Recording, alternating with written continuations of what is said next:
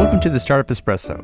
I'm Hall T. Martin, the host of the show, where we talk about raising funding for your startup and the time it takes to have an espresso. I hope you enjoy this episode. Hello, this is Hall T. Martin with the Startup Funding Espresso, your daily shot at startup funding and investing. The levels of processing effect is a phenomenon defined by Wikipedia, whereby different methods of encoding information into memory have different levels of effectiveness. Different forms of communication and listener processing will affect the investor's ability to remember.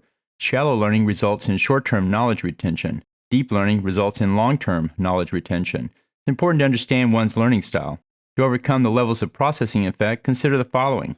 Focus on the core message and internalize it. Apply critical thinking to the process and ask questions throughout the pitch. Review the key points to see what you can remember and what you miss. And consider the palace method, in which you build a mental picture of a room and fill it with objects that remind you of the key points of the pitch. It's important to develop listening and learning skills when analyzing startup deals.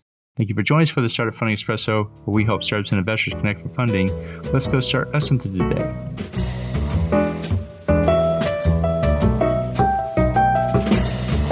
Hall T. Martin is the director of Investor Connect, which is a 501c3 nonprofit dedicated to the education of investors for early-stage funding. All opinions expressed by Hall and podcast guests are solely their own opinions and do not reflect the opinion of Investor Connect. This podcast is for informational purposes only and should not be relied upon as a basis for investment decisions.